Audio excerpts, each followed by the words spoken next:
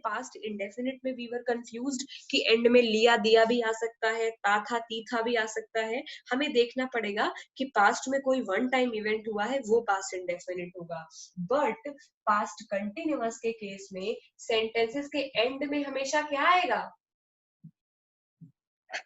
हमेशा ही इन सेंटेंसेस के एंड में रहा था, रही थी, रहे थे आएगा। कोई भी सेंटेंस हो, जैसे कल वो हमारे साथ घूमने जा रहे थे, कल वो मूवी देख रहा था, ठीक है, कल वो खाना खा रही थी, कल क्लास चल रही थी, कुछ भी चीज वॉट एवर यू से, हमेशा एंड में रहा था, रहे थे आएगा ही आएगा।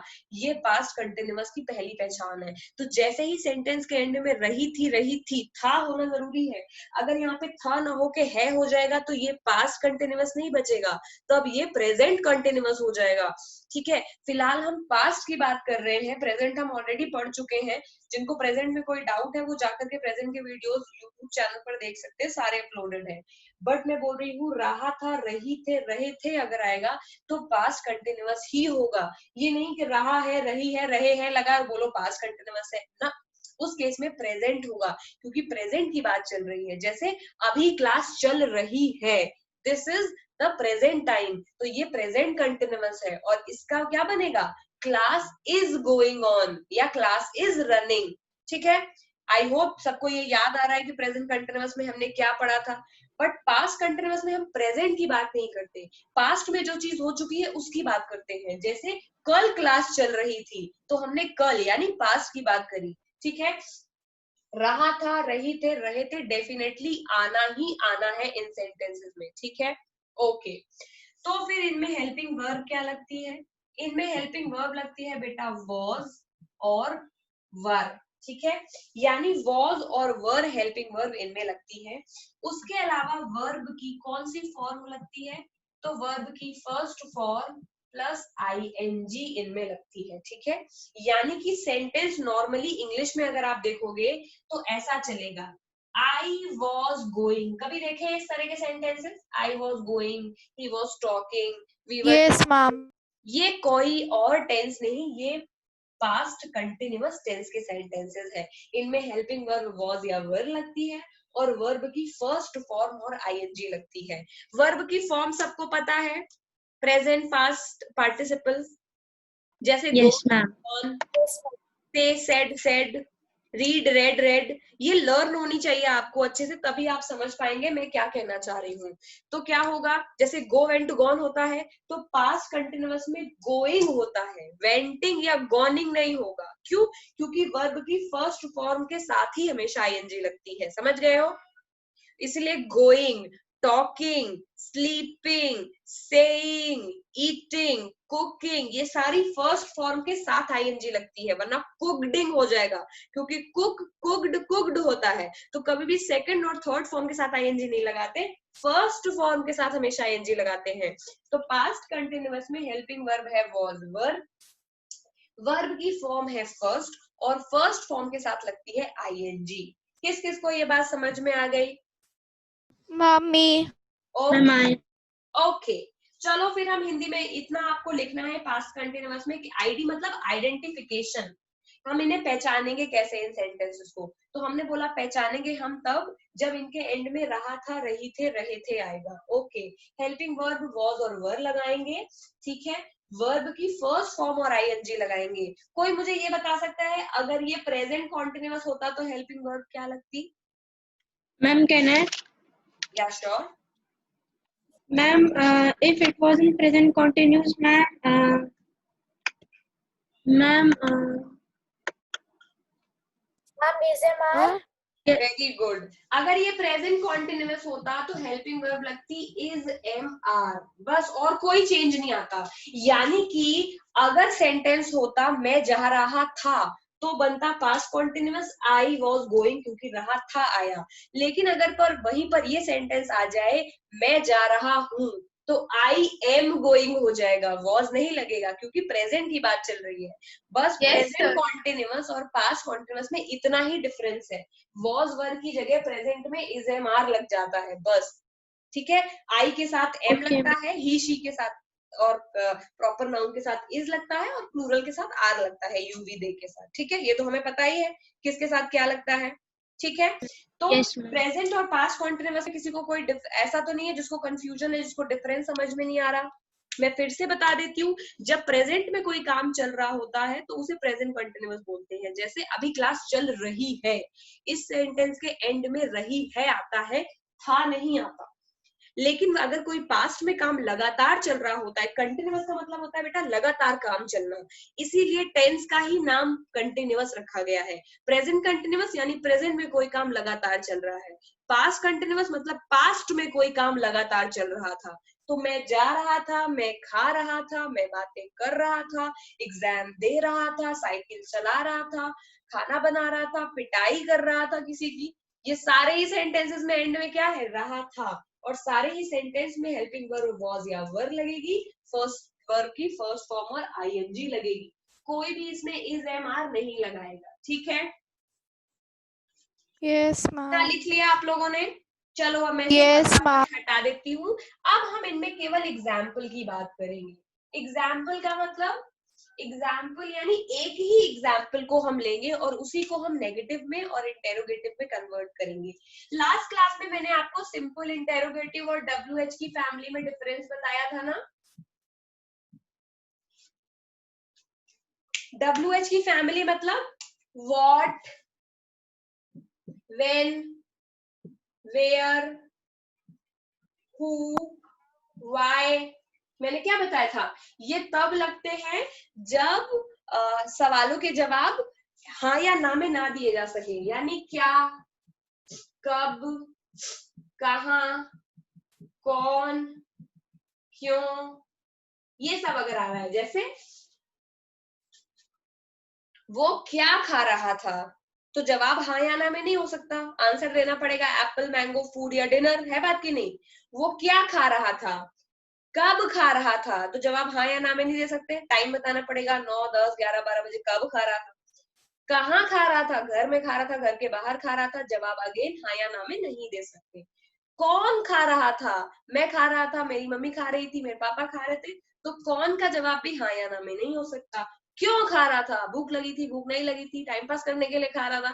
समझ में आ रहा है? यानी WH फैमिली के सेंटेंसेस वो सेंटेंसेस होते हैं जो कि इंटेरोगेटिव तो होते हैं लेकिन उनके जवाब हाँ या ना में नहीं दिए जा सकते। सिंपल इंटेरोगेटिव, क्या वो खा रहा था, इसका जवाब हाँ या ना में हो सकता है। Yes ma'am. क्या वो जा रहा था, यस मैम। ठीक है। क्या वो रो रहा था, यस यस मैम। तो ये सारा सिंपल इंटेरोगेटिव है और ये है WH फैमिली। अगर इसी का मैं WH फैमिली बनाना चाहूँ तो क्या बना दूंगी। फॉर एग्जाम्पल WH फैमिली में हम क्यों को लेना चाहते हैं तो हम क्या लिखेंगे, वो क्यों खा रहा था,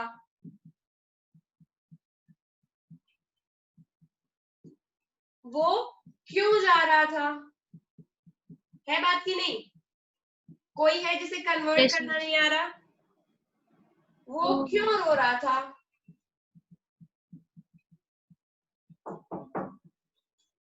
आ जाओ।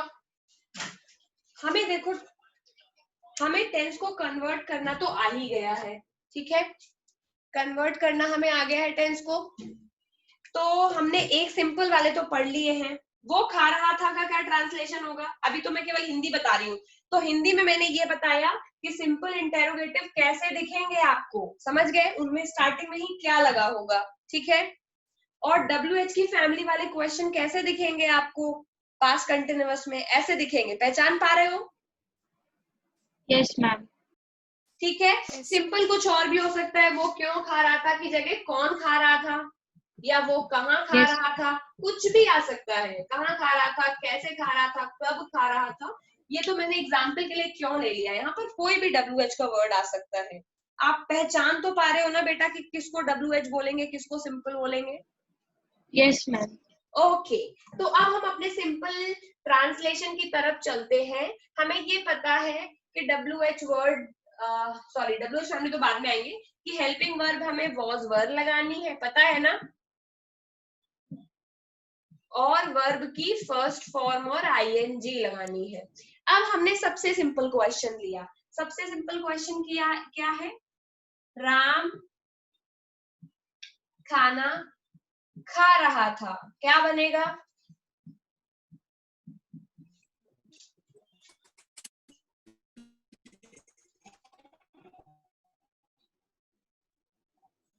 राम हेल्पिंग वर्ब, सब्जेक्ट के तुरंत बाद हेल्पिंग वर्ब लगती है। Ram was yes, Ram was eating. Eating, very good. Ram was eating और खाना खा रहा, ईटिंग फूड, ठीक है। कौन कौन ये सेंटेंस बना ले रहा है? मम्मी। ओके, अगर मैं यहीं पर आपको ये बोल दूं राम खाना नहीं खा रहा था, Ram was not eating food. Very good. तो जो नॉट होता है वो हेल्पिंग वर्ब के बाद आता है।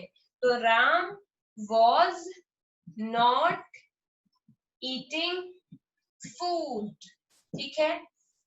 किस किसने ये कर लिया? लिख लो फटाफट एग्जाम्पल्स में।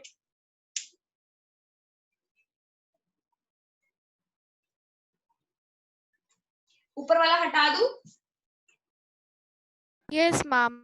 अगर मैं यहीं पर आपसे ये पूछूं क्या राम खाना खा रहा था, तो ये बताओ WH की फैमिली है या सिंपल इंटेरोगेटिव है? Ma'am simple interrogative. तो ये कैसे बनेगा?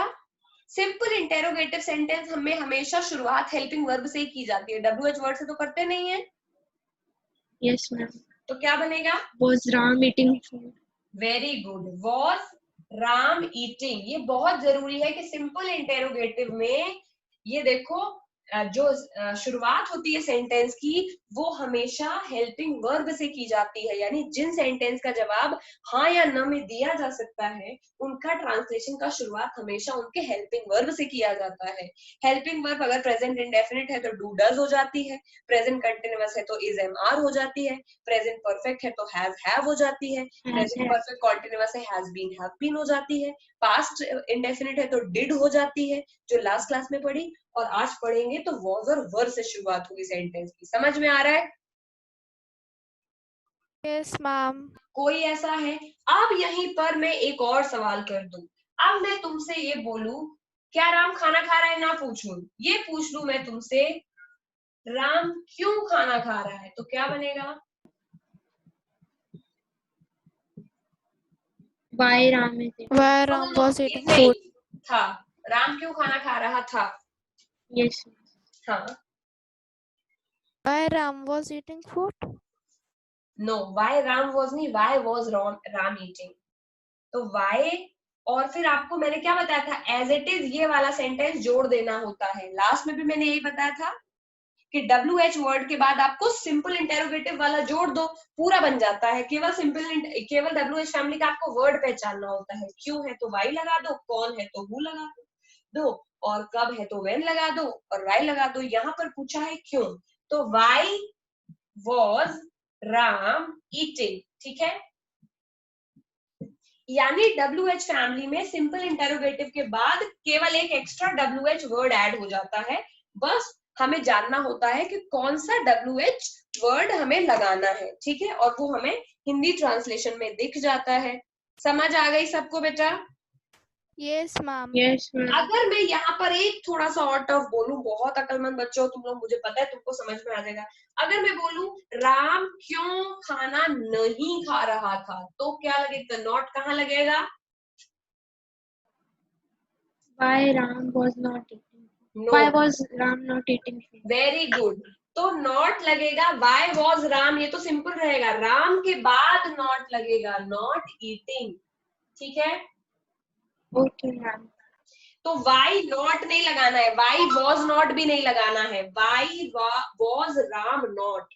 ये जो नॉट होता है इंटेरोगेटिव सेंटेंस में, ये WH फैमिली में ये सब्जेक्ट के बाद बेटा लगाते हैं। आपको बस ये याद रखना है कि वाई के तुरंत बाद आप नॉट नहीं लगाएंगे अगर WH फैमिली के यानी क्या, क्यों, कब, कैसे, कहाँ वाले सेंटेंसेस में अगर हिंदी में नहीं लगा है तो वो नहीं WH वर्ड, उसके बाद हेल्पिंग वर्ब, उसके बाद सब्जेक्ट, उसके बाद आएगा, समझ गए? उनके Yes, पहले ma'am. नहीं आएगा। सबको सबने सारे वो लिख लिए एग्जाम्पल, ये वाला लास्ट में खुद से आप लिख लेना, नहीं को नहीं लगा के एक और नीचे एग्जाम्पल बना लेना, मैंने तो इसी में ही ऐड कर दिया है समझाने के लिए, ठीक है? आपको तो टोटल पूरे 5 एग्जाम्पल हो गए होंगे। Yes. तो आप कोई भी तरह का सेंटेंस अब कर लोगे, ठीक है? अगर मैं तुमसे केवल सिंपल ये सेंटेंस पूछूं, अगर मैंने WH वर्ड में राम का नाम नहीं लिया और केवल मैंने ये बोला कौन जा रहा था,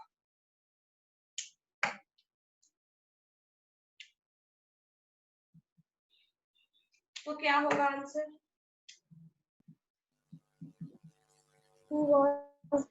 कौन जा रहा था, सही बात है, तो आंसर होगा who was going। समझ गए? Yes, ma'am. तो कौन वाला मैंने कोई भी सेंटेंस नहीं कराया था, इसलिए मैंने वो भी करा दिया। अब देखो बेटा, हम प्रेजेंट पास्ट इंडेफिनिट यानी सिंपल पास्ट और पास्ट कंटिन्यूअस दोनों ही तरह के सेंटेंस हम आज कर चुके हैं, एग्जाम्पल भी देख लिए हैं। Now it is time for us to do exercise, ठीक है? Okay, ma'am. ओके तो मैं एक एक्सरसाइज आपको पास्ट इंडेफिनिट की दूंगी और एक दूंगी पास्ट कॉन्टिन्यूअस की। 20 मिनट्स में आपको एक्सरसाइज कंप्लीट करनी है, ठीक है? उसके बाद हम उन्हें मैच कर सकते हैं, ठीक है?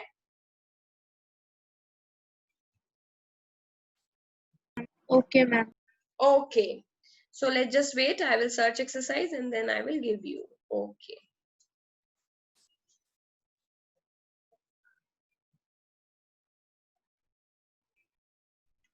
Yes, ma'am.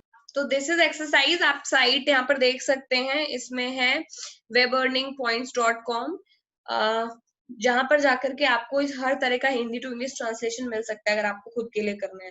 फिलहाल के लिए आपको 1 to 15 सेंटेंसेस करने पास्ट इंडेफिनिट के। पास्ट कॉन्टिन्यूअस फिर मैं क्या करूंगी, होमवर्क में दूंगी, ओके? Okay, ma'am. तो पास्ट इंडेफिनिट हमने लास्ट क्लास में पढ़ा था, आई होप याद होगा आप लोगों को। 1 to 15 क्वेश्चंस आपको करने हैं। जब 1 to 15 क्वेश्चंस आप इसके कर लेंगे, उसके बाद में हम इन्हें मैच कर लेंगे और फिर पास्ट कॉन्टिन्यूअस में घर के लिए दे दूंगी, फिर नेक्स्ट क्लास में हम उसे भी मैच कर लेंगे, ठीक है? Okay, ma'am. ओके मैम ये do we करने have के to बाद also आपको write down privately the send करना है? नो, ये करने के बाद आपको अपने पास रखना है, लेकिन करना जरूर है। और मैं यहाँ पर आंसर बताऊंगी उनके सारे, ठीक है? अगर मैं यहाँ नहीं बता पाऊंगी तो मैं ग्रुप में टाइप कर दूंगी, पर आपको क्लास वर्क करना है और जो ना समझ में आए वो मुझसे तुरंत पूछना है, ठीक है? Okay, Okay, ma'am. ma'am. Questions लिखने हैं? क्वेश्चंस लिखो बेटा, आपके लिए तो अच्छा है, वरना आप बाद में देखोगे तो आपको कैसे समझ आएगा कि आपने किस सेंटेंस का क्या किया था ट्रांसलेशन, क्योंकि तुरंत याद रहता है, बट जब हम रिवाइज करते हैं तो हमें याद नहीं आता। तो केवल अगर आपकी नोटबुक में इंग्लिश लिखी होगी तो उसका क्या फायदा होगा, ठीक है? मेन तो पॉइंट यही है कि हमें हिंदी से इंग्लिश कैसे ट्रांसलेट करना है। फटाफट करो, 15 है, 15 मिनट्स का टाइम है आपके पास, ठीक है? एक क्वेश्चन के लिए 1 मिनट। Okay, ma'am.